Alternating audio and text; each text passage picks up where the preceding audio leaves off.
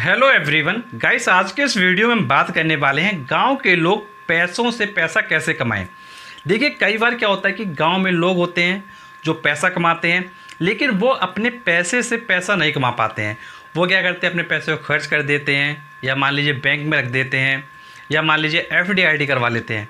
तो देखिए, इनके अलावा काफ़ी ऑप्शंस अवेलेबल हैं जिनके द्वारा आप अपने पैसे से ज़्यादा पैसा कमा सकते हैं। तो देखिए, आज के इस वीडियो में वो सारे ऑप्शंस मैं आपको बताने वाला हूँ जिनके द्वारा आप क्या है अपना ज़्यादा पैसा कमा सकते हैं। तो चलिए, इस वीडियो में हम सारी चीज़ों को देखते हैं और सारी चीज़ें समझते हैं।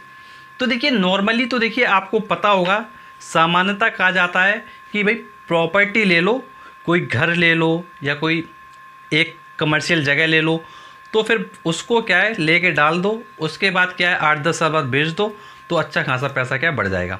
ये तरीका तो देखिए लगभग सभी लोगों को पता होता है कि भाई प्रॉपर्टी ले लो और प्रॉपर्टी लेने के बाद डाल दो और पैसा क्या बढ़ जाएगा। लेकिन समस्या ये आती है, भाई गांव में रह रहे हो तो भाई ज़्यादातर लोगों के पास क्या है, प्रॉपर्टी खरीदने के लिए पैसा नहीं होता है।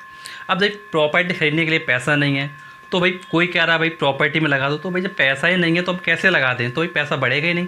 देखिए, जिन लोगों के पास पैसा है वो तो प्रॉपर्टी में जा सकते हैं, भाई प्रॉपर्टी ले सकते हैं, उसके बाद क्या है अपना प्रॉफिट निकाल सकते हैं, पैसा कमा सकते हैं। लेकिन भाई जिसके पास पैसा नहीं है तो वो क्या करेगा, वो अपने पैसे को कैसे बढ़ाएगा। अब जैसे भाई गांव में कई लोग होते हैं जो सिर्फ 10,000 रुपये कमा रहे हैं, कुछ लोग 15,000 रुपये कमा रहे हैं, कोई लोग 7,000 रुपये कमा पा रहे हैं महीने का। तो ऐसी सिचुएशन है। तो ऐसी सिचुएशन में क्या करना चाहिए कि भाई पैसा हमारे पास जो भी है उस पैसे से और पैसा बढ़ा लें।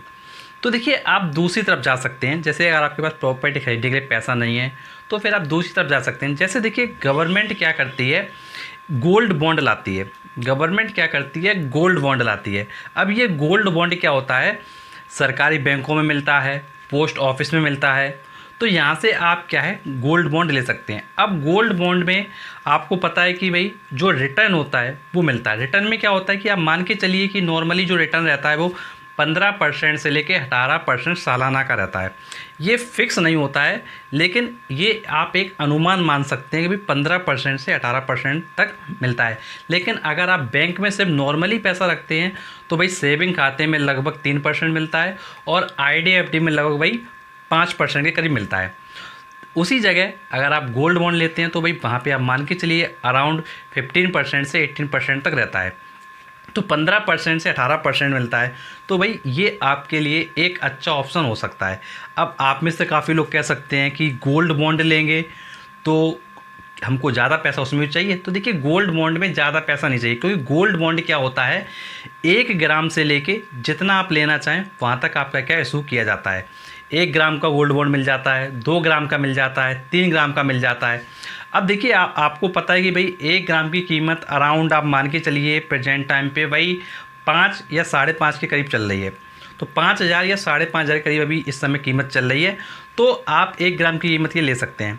अब देखिए, इस पे देखिए फ़ायदा क्या होता है। इस पे फ़ायदा ये होता है कि हर सालाना आपको क्या है, सरकार एक ब्याज की राशि आपके सेविंग खाते में देती है हर साल। तो उस राशि को तो आना ही आना है। और इसके अलावा जब आप गोल्ड बॉन्ड ले लेते हैं तो मार्केट में जो भी रेट होता है गोल्ड का, उसके अकॉर्डिंग आपको क्या है उतना पैसा क्या है मिल जाता है। और देखिए, इसमें क्या है, सरकार क्या है एक टाइम पीरियड बनाती है, मतलब एक समय लगाती है कि भाई कम से कम आपको क्या है गोल्ड बॉन्ड 8 साल के लिए लेना पड़ेगा। तो वो टाइम लिमिट आप क्या ध्यान रखेंगे कि भाई 8 साल के लिए क्या है आपको वो गोल्ड बॉन्ड क्या है लेना पड़ेगा। तो उस 8 साल के बाद जो भी मार्केट में प्राइस होगा उसके अकॉर्डिंग आपको क्या पैसा मिल जाता है। तो गोल्ड बॉन्ड आपके लिए एक अच्छा उपाय हो सकता है। अब देखिए, काफ़ी लोग सोच रहे होंगे कि भाई गोल्ड बॉन्ड में क्या हमको लास्ट में सोना मिलेगा। तो देखिए, लास्ट में सोना नहीं मिलता है, ये ध्यान रखिएगा, सोना नहीं मिलता है। केवल आपको एक क्या सर्टिफिकेट मिल जाता है कि भाई आपने इतना गोल्ड क्या है ख़रीदा हुआ है। तो बैंक में जाकर आप क्या है फॉर्म भर के गोल्ड बॉन्ड के लिए अप्लाई कर सकते हैं। अब देखिए, अब भाई प्रॉपर्टी का ऑप्शन आपका मैंने बता ही दिया, गोल्ड बॉन्ड का ऑप्शन बता दिया। अब देखिए, इसके अलावा क्या है आपके पास तीसरा ऑप्शन भी अवेलेबल है। तीसरा ऑप्शन है आपके पास PPF खाता, जिसको आप कहते हैं पब्लिक प्रोविडेंट फंड। तो ध्यान रखिएगा, आप जैसे गांव में लोग कहते हैं कि भाई वो तो सरकारी नौकरी करते हैं, उनको तो फंड का पैसा बहुत ज़्यादा मिलेगा। जब रिटायर होंगे तो भाई फंड का बहुत ज़्यादा पैसा मिलेगा। तो देखिए जो फंड का पैसा होता है, जो सरकारी कर्मचारी भी अगर होता है ना, तो वो भी अपनी जो सैलरी होती है उस सैलरी में से फंड में उसका पैसा जाया करता है। तो उसी तरीके से अगर आपको भी पैसा चाहिए फंड का, तो आपको भी कहीं ना कहीं अपना कुछ ना कुछ पैसा फंड के खाते में जमा करना पड़ेगा। तो जो पब्लिक प्रोविडेंट फंड होता है वो एक खाता होता है। इसमें क्या है, आप कम से कम साल में 500 रुपये आपको जमा करना पड़ता है। कम से कम 500 रुपये अगर आप जमा करते रहेंगे तो ये खाता चलता रहेगा। और ये खाता क्या है 15 सालों के लिए होता है। और इसकी सीमा आप क्या है 5-5 सालों के अंतराल पे क्या बढ़ा सकते हैं। 15 साल के बाद इसको आप क्या 20 साल के लिए कर सकते हैं, 20 साल के बाद इसको आप क्या 25 साल के लिए कर सकते हैं। और अगर आप चाहें तो 15 साल बाद क्या पूरा पैसा निकाल भी सकते हैं। तो आपको ध्यान ये रखना है कि आप कम से कम 500 रुपये देखिए हर साल जमा कर सकते हो। देखिए गांव में रहते हो चाहे आप शहर में रहते हो कहीं भी रहते हो, देखिए 500 रुपये एक बहुत छोटी सी अमाउंट है जो आप एक साल में आराम से जमा कर सकते हो और आपका खाता चलता रहेगा। और इसमें जो लिमिट होती है वो होती है 1.5 लाख की, मतलब 1.5 लाख तक आप पैसा क्या है जमा कर सकते हैं एक साल में। तो 1.5 लाख रुपये तक। अब ये आप पर निर्भर करेगा कि भाई आप कितना जमा करते हैं। आप एक साल में 10,000 जमा करना चाहते हैं, या आप एक साल में 50,000 जमा करना चाहते हैं, या आप एक साल में क्या है 1.5 लाख जमा करना चाहते हैं, या आप एक साल में सिर्फ 1,000 रुपये जमा करना चाहते हैं। ये आप पर निर्भर करेगा। तो देखिए ध्यान ये रखना है कि भाई इस पर जो ब्याज होता है वो एफडी से ज़्यादा मिलता है। तो इसमें एक आपको क्या है प्लस पॉइंट मिल जाता है कि आप एफडी में पैसा रखेंगे तो उससे ज़्यादा ब्याज आपको क्या है पीपीएफ पे मिल जाता है। तो आप पीपीएफ की तरफ क्या है जा सकते हैं। तो ये आपके 3 ऑप्शन हो गए। अब देखिए इसके बाद देखिए जैसे कुछ ऑप्शन मैं आपको और बताता हूँ। जैसे काफ़ी लोगों को क्या होता है कि भाई मेरा जो भविष्य है वो क्या है पूरी तरीके से सेटल हो जाए। कुछ लोगों को ये होता है कि भाई बुढ़ापे में हाथ पैर चलेंगे नहीं, भाई पैसा वगैरह आ जाए। तो देखिए अगर आपको ऐसा लगता है कि भाई बुढ़ापे में हाथ पैर चलेंगे नहीं, पैसा वगैरह बुढ़ापे में मिल जाए हमको, तो उसके लिए आप क्या कर सकते हैं, एक पेंशन स्कीम ले सकते हैं। तो ये गवर्नमेंट की तरफ से बहुत सारी पेंशन स्कीम चलाई जाती हैं। तो आप एक पेंशन स्कीम भी ले सकते हैं जिसमें आपको हर सालाना क्या है पैसा मिलता रहेगा। तो देखिए सालाना भी मिलता है कुछ स्कीम में, कुछ स्कीम में क्या है हर महीने ही पैसा मिलता है। तो आप क्या कर सकते हैं स्कीम ले सकते हैं। जैसे LIC में भी काफ़ी स्कीम हैं जो आपको क्या पेंशन देती हैं। आपकी क्या है जैसे एक अटल पेंशन योजना है वो भी आपको क्या पेंशन देती है। तो आप क्या कर सकते हैं, आप अटल पेंशन योजना जैसी स्कीमों की तरफ जा सकते हैं, या फिर आप LIC की स्कीम्स होती हैं जहाँ पे आपको पेंशन दी जाती है उन स्कीम में जा सकते हैं। तो बहुत सारी स्कीम्स हैं, आप किसी भी एक पेंशन योजना को ले सकते हैं। फिर जब आप क्या है आपकी एज क्या है 60 साल की हो जाएगी तो भाई 60 साल के बाद आपको क्या पेंशन आना क्या स्टार्ट हो जाएगी। और LIC में तो कुछ स्कीम ऐसी भी होती है कि भाई आज आपने कुछ पैसा जमा किया और आपकी जो पेंशन है वो शुरुआत से स्टार्ट हो जाती है। लेकिन LIC में क्या होता है कि भाई पैसा एक साथ जमा करना पड़ता है, तब आपकी पेंशन क्या तुरंत ही स्टार्ट हो जाती है। तो देखिए स्कीम टू स्कीम चीज़ें क्या डिपेंड करती हैं। तो आप क्या है गवर्नमेंट की कोई भी पेंशन योजना ले सकते हैं और आप अपना जो बुढ़ापा है उसको क्या है पूरी तरीके से सुरक्षित कर सकते हैं।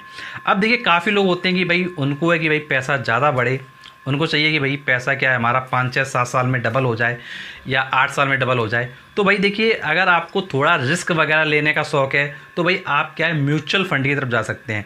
म्यूचुअल फंड में क्या होता है कि आपके पैसे पर रिस्क होता है। अब देखिए अगर आप एक लंबे समय का नज़रिया रखते हैं जैसे 10 साल का, 15 साल का, 20 साल का, 25 साल का, 30 साल का, तो म्यूचुअल फंड में अगर आप पैसा रखते हैं तो आप ये मान के चलिए कि भाई सालाना जो है 15% से 18% तक के रिटर्न आ जाते हैं।